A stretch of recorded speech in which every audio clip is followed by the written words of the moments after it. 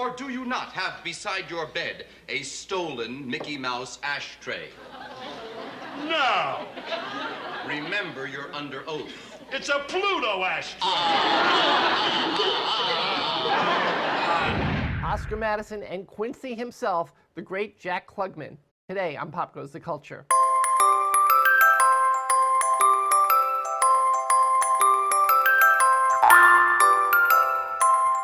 Hi, I'm David Levin, and welcome to another unexpected episode of Pop Goes the Culture from the archives. I love Jack Klugman. Loved him in 4 iconic episodes of The Twilight Zone. Loved him in 12 Angry Men. Loved him in Quincy. And of course, loved him as the ever-sloppy Oscar Madison, co-starring with Tony Randall in the legendary TV comedy, the original version of The Odd Couple, which ran on ABC from 1970 through 75. Klugman was an unforgettable character actor who enriched the parts he played with unblemished humanity, at turns able to make you laugh or cry, often at the same time. In 1989, a lifetime of cigar smoking had led to throat cancer, and one of Jack's vocal cords was removed, leaving the actor nearly voiceless. But what could have been the end of his acting career was merely a next chapter, thanks to his friendship with Tony Randall, who had played Felix Unger opposite Klugman's Madison. A few years after Randall died in 2004, Jack paid tribute to his friend in the autobiographical Tony and Me. I did this interview with Jack a few years before he passed away at age 90 in 2012. Now, it's difficult to listen to because of the ravages of Jack's cancer. In fact, at the time, TV executives reluctantly decided it should not be aired because he was so difficult to understand. But the story he tells are worth listening to, and the humanity, humor, and heart of Jack Klugman still shine brightly. You'll see why, once I met him, I didn't just love him for the roles he played, but for who he was. One of my favorite interviews ever, and you're going to love him too. For the first time exclusively on Pop Goes the Culture, here's Jack Klugman. No, I'll tell you the truth. I have nothing to hide. So I come to these things, interviews with no agenda. Whatever you ask me, I'll tell you the truth. Right, fantastic. No, at my age, I have nothing to hide anymore. All my doors are open. What inspired you to write the book? That's the book was TonyandMe.com. I wrote a story of friendship, which is really important. When Tony died, finally, when he died, I realized how much he had done for me, how much he had opened me up. I had never let my kids into my life. I'm a depression baby. When I was 10 years old, I wanted a bike. There was no one to go to say, give me money for a bike. So I sold subscriptions to Colliers and Saturday Evening Post and stuff. So that I never went to anybody for anything. But and the first 5 years of our doing The Odd Couple, we were very good friends. Good friends, but on a kind of normal basis, and we respected each other's talent and privacy. But when you get sick, when you get cancer, and I lost my right cord, you become needy. And so either the relationship goes up a notch or it dissolved. Well, it went up a notch. He was the first one to visit me at the hospital after the operation, beside my kids. And he said, I was so upset. An actor without a voice, I couldn't act anymore. And acting was the most important, was my best friend. And I said, I lost my voice. And he said, let's face it, Jack, you never did sound like Richard Burton anyway. And then he said, which is very profound, he said, if and when you're ready to come back, we'll find a venue for you. And I said, yeah, you're going to find a venue for an actor without a voice. But he did. He never made a promise to me that he didn't keep. And he supported me. And then I went on the American Cancer Society, asked me to go somewhere. And the support of those people cracked open that shell of protection. And then totally just opened it up because I was needy, I guess. But he handled my vulnerability with kid gloves, and he was just wonderful. And then after he brought me back to acting, which was just unbelievable, I never thought it would happen. When he opened up a theater, and I was on the board of directors, I don't know why, but he said, I need your vote. So he needed some money, and there was nothing forthcoming. I said, why don't we go out and do The Odd Couple for 10 weeks? We'll all take a salary, and we'll give the money to your theater. And he said, you would do that? And I said, are you crazy? All you've done for me, All of you brought me back to the theater. You've never, ever made a promise you didn't keep. And you're surprised that I would do something for you. But that's the way he was. He was a giver. He was not a taker. And we did. We went out on the road. We did The Odd Couple for about 10 weeks. We raised over $1 million. He brought in a couple productions. His theater was a wonderful, wonderful theater. Didn't get the recognition it deserved. I mean, they used to call him the television entrepreneur with a Broadway complex, but it wasn't. He wanted to bring good theater, and he did. St. Joan, his Crucible, and then he did Timon of Athens, that you wouldn't have seen anywhere else. And he brought kids. They would come down every to see a matinee. Thousands of kids. It would cost him $35,000 a week. But he didn't care. He wanted to bring good theater to newcomers, to kids. He was wonderful. I loved him. I mean, so that's why I wrote the book. It's a tribute to Tony. But it's more a tribute to friendship. People don't appreciate friendship. I didn't appreciate it. To know how valuable it is. And if you got a friend, appreciate it. Relish it. And tell the other person that you appreciate his friendship. It's really wonderful. You mentioned in the book there's a moment where you talk about finding the key to Oscar and Felix as well. And again, friendship was that key. Would you tell me about that? I saw the Broadway production of Odd Couple with Nathan Lane and Matthew Broderick. They're wonderful. And Nathan was the part I played. He was just great. And the secret, and they found the secret, they had it in the producers, is you must love each other. If there is no love, there is no conflict. So you can live together, but you love each other. In fact, in the play, Neil Simon says, and then you moved in, my closest and dearest friend, and that's what he must be. So like Gary Marshall, we had the best comedy writers in the business, Gary Marshall and Jerry Belts and Harvey Miller. But by Wednesday, I said, it's very funny, fellas, but where's the love scene? There's watching the scene where I say, Felix, I love you, but you've gone too far. Or he says, Oscar, you've gone too far this time. So that to show that otherwise there's no conflict. Even in the play, in the third act, when he's about to leave and I'm throwing him out, I'm in front of the door and he says, I'd like to leave now. And I took about 5 seconds, not saying anything, but looking at him and saying, I don't want to end this way. I love you, but we can't live together. But it was in silence. And then I moved out of the way. And that's the secret of doing that show. In fact, any Damon and Pythias kind of relationship, there's got to be love there. One of my favorite lines in the play was, you leave me little notes. We're out of cornflakes, F you. Well, that was, I understand. They were up in Detroit or something, and Mike Nichols had said, I don't have enough stuff for Oscar to tell him that he's aggravated with him. So they went out to lunch, and Neil Simon wrote it. And then Walter came out, and he read it, and he just fell about. He's pretty hard to break up, but it's funny as hell. I mean, it just happened. He didn't write the name so that he could do the joke. The name was there, and Neil Simon, one of the funniest men around. Amazing. You had done The Odd Couple, and Tony Randall had done The Odd Couple separately from each other before you came together. Would you tell me about that? Well, I replaced Walter Matthau on Broadway. And in fact, that's how I thought I got to play. And Mickey Rooney and Tony had toured it.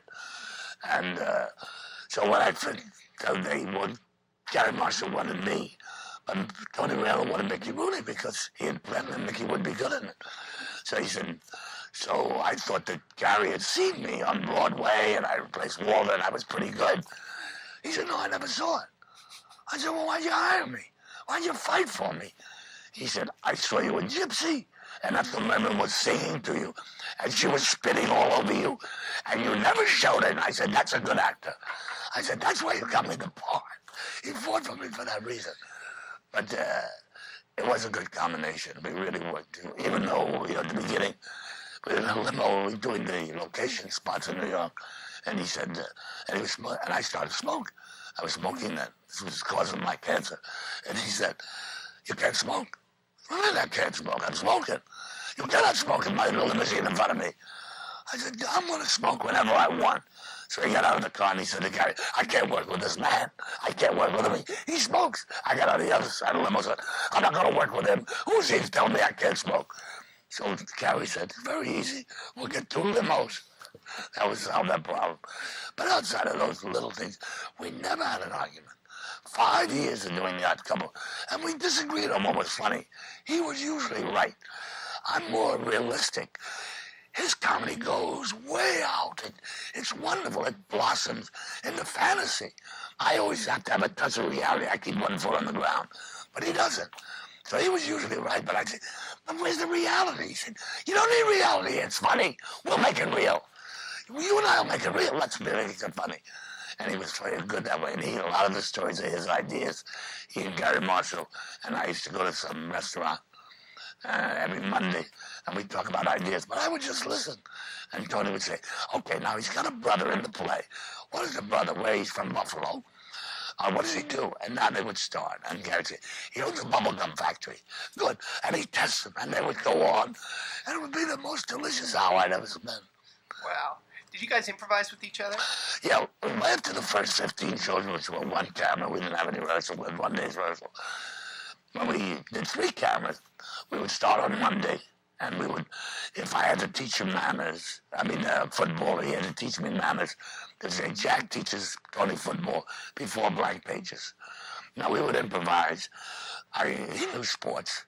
He knew very well. So I said, I'm going to teach you football, get down. Now, he knew he was supposed to come opposite me, but he would come alongside me.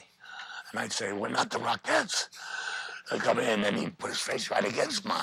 I'd say, I want to dance with you. He said, it's to provoke. And that's what he did. It's not to talk and an improvisation. It's to provoke. And he would provoke me. Then the writers would come at the end of the day, see what we had done. They would clean it up. Then we would start the next day with what was cleaned up. And by the end of the week, maybe 6 pages remained of the original script. That's why writers didn't like to write for us. But we had the best comedy writers in the business. So it would be better than they could usually write. How much were you Oscar? How much was Tony Felix? He would have hated that question. I'm sure. He would have said, what a wonderful question. Now, I was a lot more like Oscar than he was Felix. I mean, I've been gambling since I was 5 years old. I love women. I chase them. I'm a sloppy dresser. I'm clean. I shower, but I'm messy. And what attracts me mostly about Oscar is he's carefree. He wants to live a carefree existence. And if you have to live a good life, the best way is free of care. But people come in and they impose problems and realistic problems. You got to pay your alimony, you got to support the kids. So that he tries to be carefree, but I now, at 84 almost, can be carefree. And it's a wonderful way to live, and I don't care. I do it for myself. I do things for the fat lady for myself. I'm not interested in the money. I don't need it. So it's a very, very good position. Tony was not a neatnik, but he's the kind of guy, he sent away for a pair of pants that had Pepsi Cola written on them for $2. He would put them on, and they looked like they just came off the rack at Brooks Brothers. I would put on a pair of pants that just got off the rack at Brooks Brothers. They looked like they had Pepsi Cola written on them for $2. There's just something. He had suits that were 35 years old. He said, don't have them clean because it takes the oil out of them. On him, they look great. On me, they look like old suits. So that was the difference. He was not a neatnik, but he was a very learned guy, very smart. Well, it seems like you knew a thing or two yourself, though. I had street smarts. He was smart. I mean, he knew about aficionados, used to call him for information. But if you went into a museum, which I did, when we were on the road, I'd go into the art museum. He'd teach you more in 2 days, in 2 hours, than you could learn in 5 days at the Louvre. He'd teach you what each Cupid meant, the ones with the bows, the ones without the arrows, what the hats were, the colors of the hats. And then on the way home, in the cab, he'd tell you the best dirty joke you ever heard. He was so well-rounded. He'd go into a French restaurant. He could order the greatest meal in French and wine. But 4 times a year, he pigged out on Kentucky Fried Chicken. He loved it, but he knew he shouldn't eat it too much. He loved the cold beer, yet he would drink the fine wines. He was very loyal, too. He was married for 54 years to his first wife. And when she got ill the last 10 years, he wouldn't take a job that took him out of town for more than 3 days. And he was there all the time, and he'd rush home, and he did the cooking. And he would build up a strength, and then maybe should she was strong enough, he'd take her out for dinner in the theater, which she loved. She was a great lady, Florence. And then both his wives, he had good taste in women. And then he would take her home, and she would just about last. And then he would take her home, and then she would rest. And for the next 3 weeks, he'd build her up again. And he really cared. And then when he lost her, he was really grief-stricken. But then he met this great gal. She's a great gal. And I did a play with her. We did Three Men on a Horse. She played a small part. She was wonderful. So I thought, there was 50 years difference. He called me. I said, what's the difference? You love her? He said, yeah. I said, she love you? He said, I think so. I said, then what are you worried about? He said, there's 50 years difference. I said, but the love you guys have for each other will make up for it. And even though he wanted to be a parent, how he would be, in 54 years, he never had a child. And he had this kid, I know, when we were in London doing The Odd Couple, he was 77 at the time, and his wife was pregnant. He found out that day she was pregnant, and he knocked on my dressing room door, and I opened, he said, the machinery works, he said. He was, I miss him so much. Anyway, we bonded. When he was in the hospital, I substituted for him. And the American Cancer Society gave him an award. I received it. I hosted a party, the gala, to raise money for his theater. And I would visit him in the hospital every day. And we talked about how lucky we were that I had him in my life and he was in my life. And I thought we had bonded, which we had. But Joey Lewis, the comic, used to say, my piano player's been with me 20 years. I didn't know he drank till he came in sober one day. I didn't know how much I missed him until I lost him. And I borrowed a line at his memorial from Password, one of the series that are my favorite, in which he said, boy, what a jip, which was the only ad-lib that we ever did on the air, because he had a long cross when the security men took him, and so he filled it with, boy, what a jip. And that was anybody who was taken off the scene too early. I say, nah, boy, what a jip. And though he was not a kid, he wanted to live, and he had so much to live for, and he loved those kids and his wife. I thought that boy was a jip that he was taken too soon. Yeah, he deserved another 5 or 6 years. I used to see him on Fire Island all the time. Yeah. We were in the same community. And I just never forget, like one time I heard him behind me, because if you're riding your bicycle, and he'd go, on your right. And I thought, I know that voice. And I turned around, and when I first saw him, I thought, I know this guy. Was he a friend of my parents or something? And then I realized it was him, and he was so nice and so friendly, and he loved those kids. Oh, God. You could see it. Whenever he and his wife were together, it was just amazing. The patience here. I'd be in his apartment, and they would be running around there like wonderful kids making noise. He was oblivious to it all. He just adored them. And I went there one night, and he and Julia sang an aria. She fell in love with the opera. He didn't push her. She just loved it. She would ask him, take me to the opera. And they sang an aria in Italian. It was the most wonderful thing. I saw it recently, and I said, are you still going to the opera? He said, not too much. Because he's not there to guide. They'll miss him. They don't know him, but they'll miss him. But they loved him so much. The boy just hung on. He said, the kid was getting stronger. And Tony picked him up and got a hernia. Well, you can't pick a kid up when you're that age. And this kid was a solid kid. But he said, in the book the boy said, I'm going to invent a machine that will take me to heaven to see my father. Jeez, they're wonderful kids. And she's a wonderful gal, they really are. That's it for now. Next time, Jack talks about Neil Simon and the origins of the play The Odd Couple and what it was like working on that show. Till then, I'm David Levin. You can follow Pop Goes the Culture on Twitter at PopGoCulture, Facebook, or email me at popgoestheculturetv@gmail.com. And please, don't forget to subscribe. Thanks for watching. I'll see you next time.